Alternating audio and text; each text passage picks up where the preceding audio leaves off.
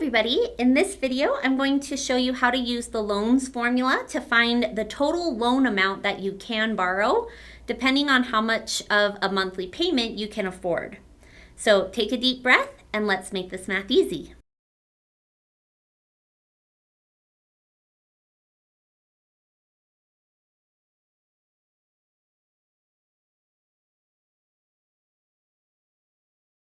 All right, so let's say you want to buy a house and you can afford payments of $2,300 per month, and the bank is offering an interest rate of 5% compounded monthly. If you get a 30-year mortgage, how much can you spend on your house? Okay, so in this problem, they gave us several pieces of information. We know that the monthly payment amount can be $2,300. We know that the interest rate is going to be 5%. And it's compounded monthly, which means that K equals 12, which is good that the compounding periods match the payment periods because this formula doesn't work if they don't match. And then we also have a 30-year mortgage, so T equals 30. And the question is how much can we spend on our house? And so that number is going to be our loan amount, which is P.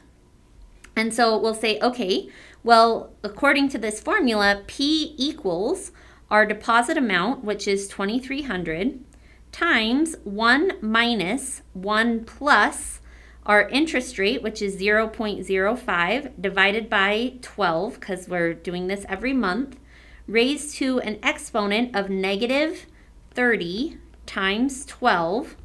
And all of that is divided by our interest rate, 0.05, divided by 12. So again, just like I did with my savings annuities formula, I'm going to do some mini calculations before I start doing my order of operations. So negative 30 times 12 is going to equal negative 360. And 0.05 divided by 12, or my monthly interest rate, is going to be 0.004166666, etc. And so now that I've done those little mini calculations, I'll go ahead and start solving with my order of operations.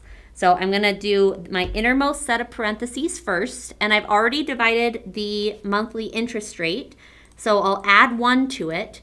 And now I need to raise this to an exponent of negative 360.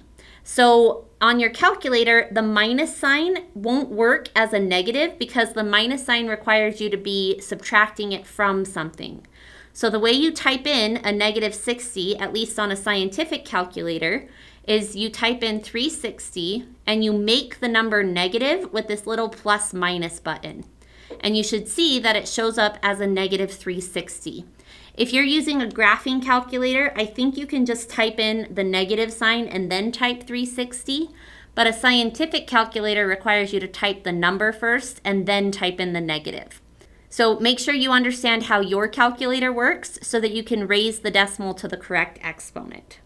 So I'm going to raise it to that exponent of negative 360, and that gives me this decimal here. And now instead of taking this and subtracting 1, this formula requires me to do 1 minus this. So you can type out 1 minus this really long decimal, or the other way you can do it is you can make this decimal negative and then add 1, because adding a negative version of that decimal is the same thing as doing 1 minus that decimal.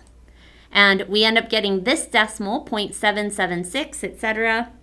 And now I can multiply that number by my 2,300 and divide it by the decimal on the bottom of my formula. So I have 0.004166666666. And so this ends up telling me that the amount that I could spend on my house is $428,447.72.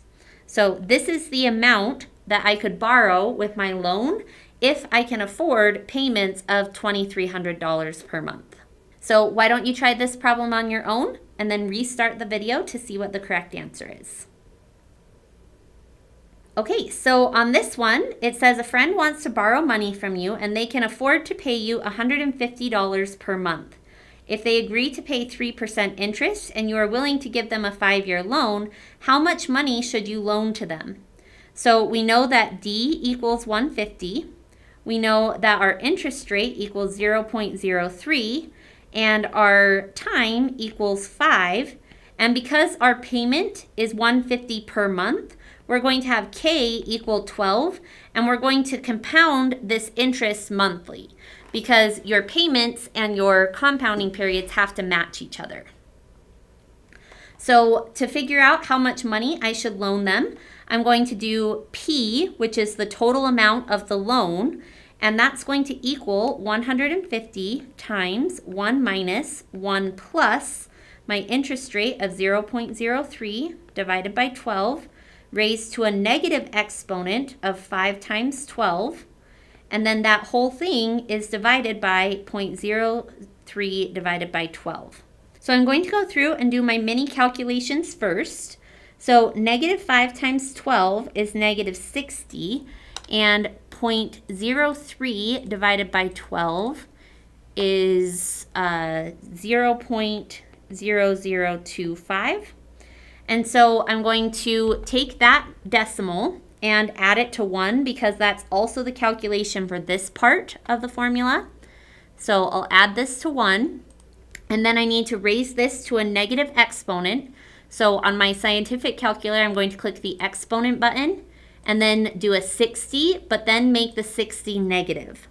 And so that's my negative exponent, or the result when I raise it to a negative exponent. And that is the calculation for this part of my equation.